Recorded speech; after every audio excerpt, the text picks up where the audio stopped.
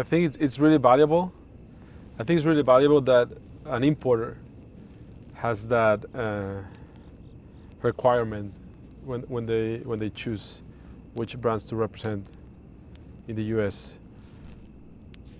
Myself being a producer, I really appreciate it, and because there are a lot of brands right now that have great, like they bring good stuff. They have great branding, great storytelling, but they actually not doing it, and it's just different. It's not. There's different takes, but I think someone taking the care of just researching and going all the way to the source, and making this personal relationship, like this friendship that we're building. For me, as a new producer, it's really valuable. The question for you, obviously you're building here at the ranch, and Yes. you're employing more people. And for we've found that as we work with these with the producer-owned brand, right, that there's a lot of investment in the business, in the community, and we've found purpose Yeah. that we weren't looking for, right? Okay. But we've found a purpose in that we've noted, as we've helped producers grow their brands, we've noted the impact on the people that work for them. Yeah. Right. Normally, I don't know how it is in other communities, other places, but here we are in a really isolated place. And part of one of the goals that I have with this project is to generate a positive impact with the community. Mhm. You've been here. We've seen like the conditions that people have here in the, since we're super remote, the close ejidos, like the small towns where less than 200 people live, they struggle with job sources. So for us, being able to first of all teach them or share with them a new craft, mezcal making, because we are also not introducing a new tradition, but we are retaking a tradition that was lost, and we are trying to rescue that, and the community learning that. I think that's great, and preventing them from migrating or getting in troubles, especially young men getting into drugs or all the situation that we have here in Mexico with all the violence. For us, it's really it's as important as, for us, the environmental part is also one of our values, but also the community. It goes together. And been able to grow as our brand grows in the US through our partnership with you, the impact with the community and the economy that we generate here they will be very benefited. So I think it's so. like a win-win situation, and it's a value chain that we are building together. And that you used a phrase, value chain, and I'm thinking another aspect of that, in our observation, right? So far as I know, right? I say that all the time now. So far as I know, producers who fill bottles for other people, they can make cash flow, and they can employ people, they can build a business, but they don't, so far as I know, build a lot of wealth for themselves and their families, because they don't build brand equity. And the real value and what we've observed of creating, generational wealth, family changing wealth, community changing wealth, comes from brand value. And that's one of the things that dialed us into that idea, right, of the importance of a producer-owned brand, is the impact. Yeah. Because if you want to do good things, you have to have resources. Yeah. Right, and even if you're not a financially driven person necessarily, but you understand to do good things, you have to have resources, right? That's money. And you know what? It also comes to quality.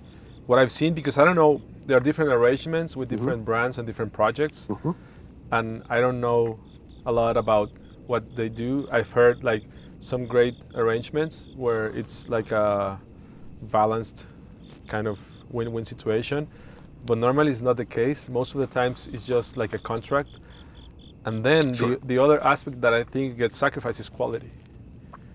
When you're filling a bottle for someone else, that's what I've seen. And normally these companies, the price is not the best or not what will be ideal. That also sacrifices quality. And I've had these conversations with producers. Okay, so you want a 200 pesos bottle? Okay, I'll give you a 200 peso mezcal, you know? And for what I've seen with producer-owned brands, for example, what I'm doing is like the quality is my name there, you know? It's in my image. So I think the care you put in the final product is different, and I assume you make a greater effort if you are building your own brand, your own. Also, I've heard like the legacy brands. That is also another way they call them. Yes. So, I think there's also that. Well, I've observed even in the aspect of currency fluctuation, and when you're working, when you have that contract brand production, and you have a significant swing in currency, that changes the net value, right, to the producer from what they agreed upon a year ago or something. Yeah. And yes, sometimes changes are made to the process. Yeah. Like and in most cases, in the brand owner doesn't know or understand, frankly. But that's what we've seen. Yeah, and you have to deliver a product with some specifications, and there's also the certification part that I'm very vocal about pro certification, because it gives you that filters. But combining, because most of these non-producer owned brands are most of them also non-certified, which also implies that you have, as a consumer, it's hard to tell what you're really getting. And we talk about quality, like and they are great uncertified spirits, but then it's hard to make sure you're getting what you were told you're getting. Sure. So there's three legs to what we stand on and packaged. The producer owned is one. The second is we believe that the spirit must be what we consider to be a world-class spirit. And what we mean by that is not necessarily, right, it's your opinion or mine if this is the best mezcal in the world, right? Right? That opinion can change and vary, but what I do know, right, regardless of palate or preference, this is as good of a mezcal as there is, right? And it's as good of a mezcal as there is quality of any of bourbon or Scotch or Armagnac or anything else, right? And that's what we mean in terms of world-class quality. So thanks for that. It's hard for me to comment on that. We do our best, and we do it the best way we know, to the best of our abilities, using just 100% pure Lamparilla agave, harvested all from this ranch. For us, I think that's what we want to bring to the table, to the mezcal scene, is something that is quite unique, because everything we produce is from here. And being able to do that, it's complicated. We've seen today, first how remote the area is, but also how challenging this agave is to work with, since the low sugar content, and then the complicated the fermentation gets, the traditional style, how inefficient it is. But we are trying to achieve that quality, and we believe this is the way to do it. Even if we are able to produce just a very small amount, but we're really proud of what we're producing. So I'm really glad to be partnering with someone like Package that really appreciates that and help us communicate that to the consumers. That's our third leg, is transparency, right? And there's, in tequila, there's been the word additive free, and that's been a big thing, right? A massive thing. But what we really found, what we were really looking for, was transparency, and it's just honesty in the process, Yep. right?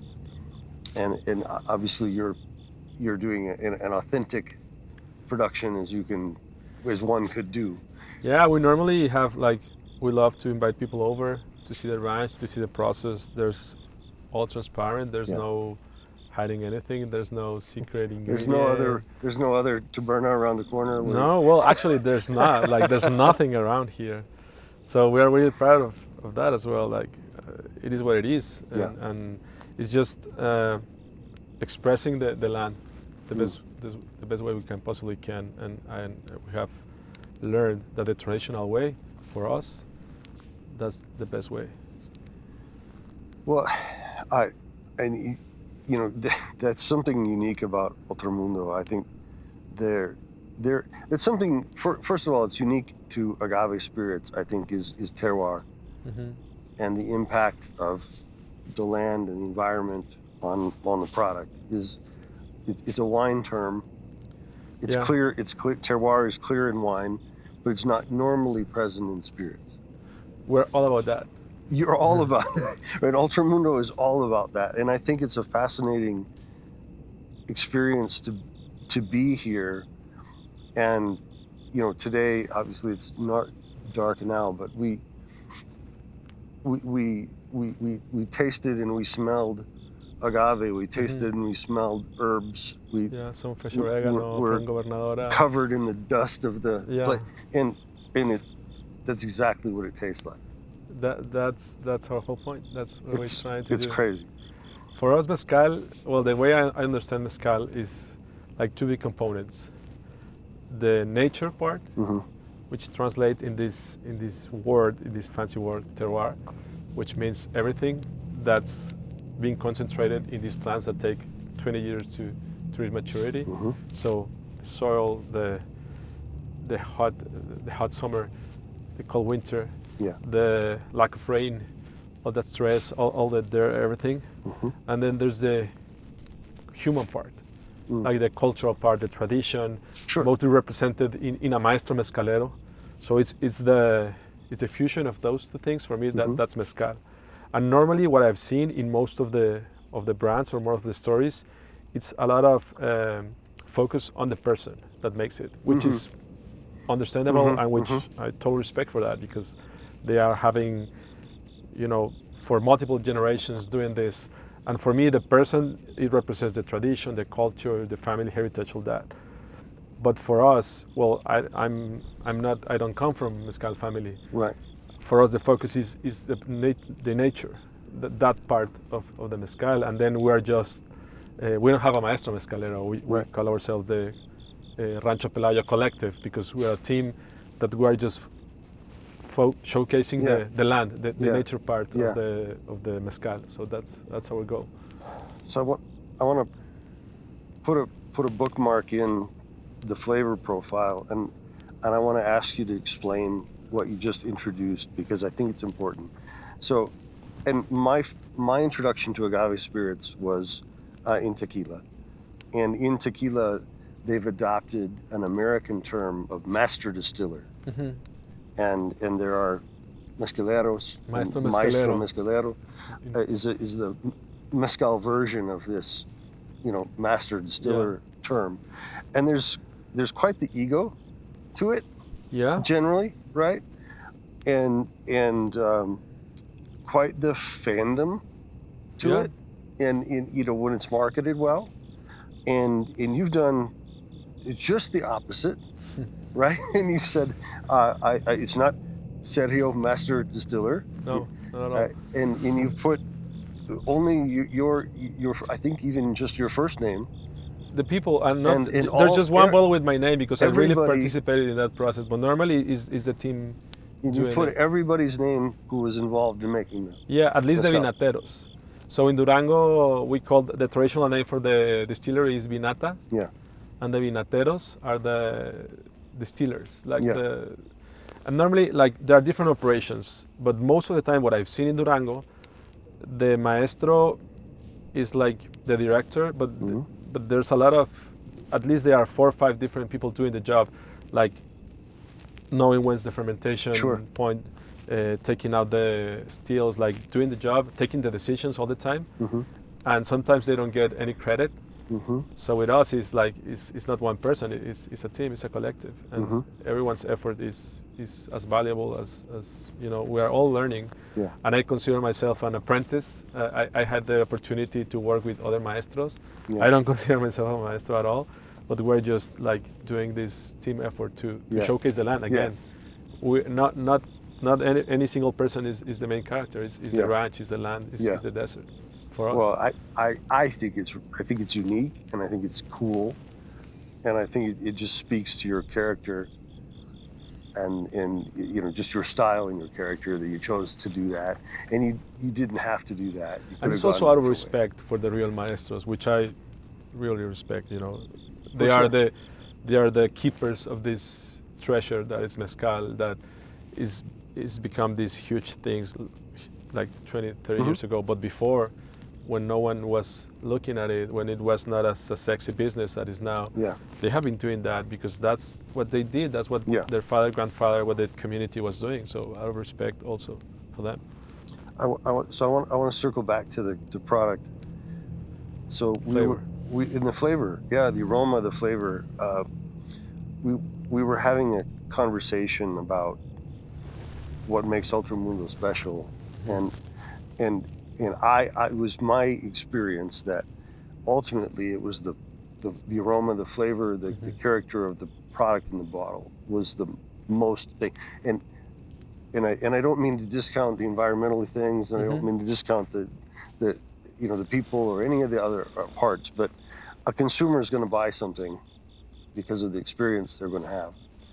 And there was an example that really stood out to me, and I got to go out on the street and sell, which I don't get to do Okay. much anymore. But there was an event in California, and they sent me out on the street to go sell all day. And I met with a chef owner of a Michelin-starred Italian restaurant, and this is a guy that knows more about flavor Sure. than I would ever imagine, right? And has, because of his position, and not only does he have, but if he doesn't have it, he certainly has access to any bottle of wine or spirit that he could ever even imagine, right? And when we poured for him the Ultramundo, it was you could see that, right? You could just see the mind blown experience of this guy with this highly refined palate, right? And he literally just took the bottle.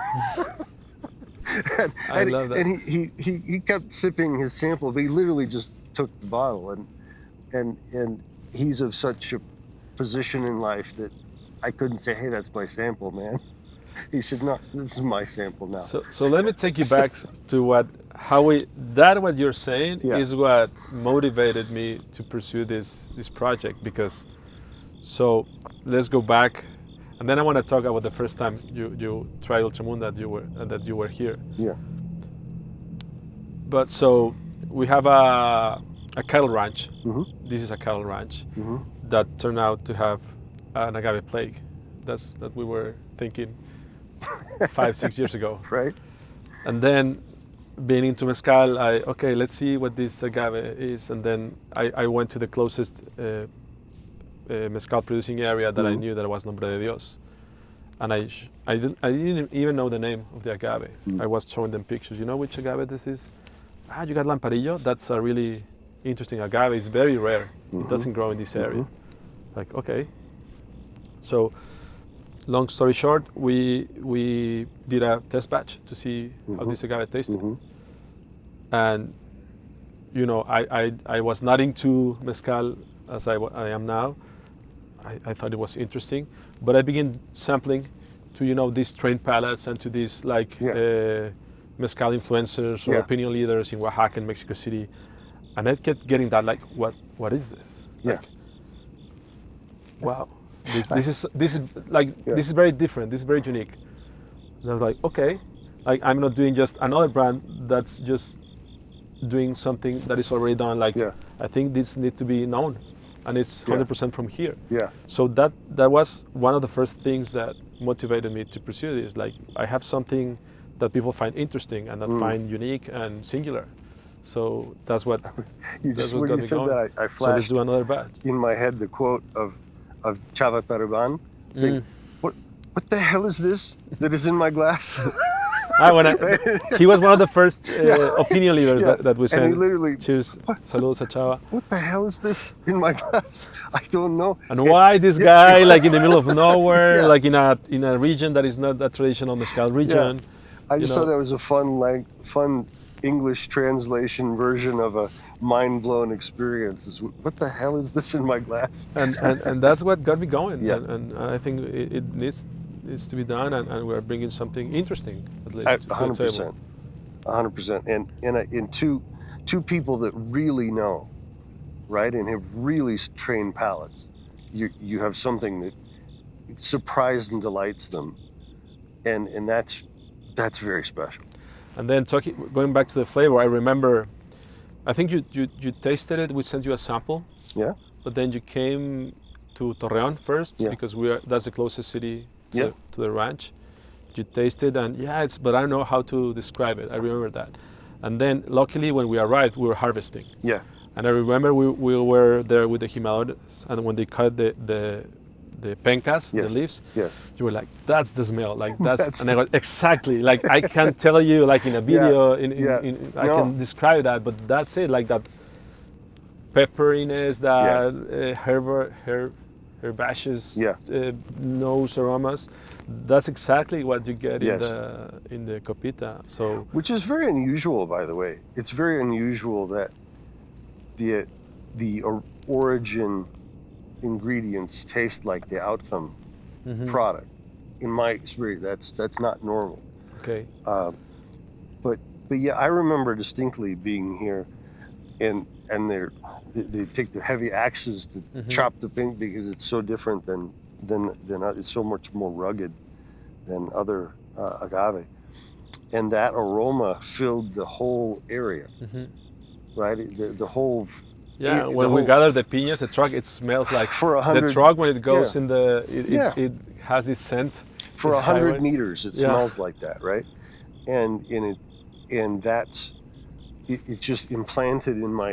I feel grateful to have that implanted in my brain, and now to be able to taste it again. And it's really nice how it evolves when it's cooked. Yeah. So earlier today we went to the oven. Yeah, It was slight because it's still covered. We're in the day 2 of the cooking. yeah, But then how that starts, like that herbal, that peppery notes start becoming sweeter notes and start like roasted, like all the more like caramel kind of. Yeah. I don't know, I'm really bad with, I want to get like this Sure. training to actually describe because I'm bad to, but I'm always just taste it. Yeah, and, yeah. and that's why I always invite like, why? Like just come and see and see it for yourself. for sure. Yeah, for sure. No, it's. And I'm glad you came. This is me too.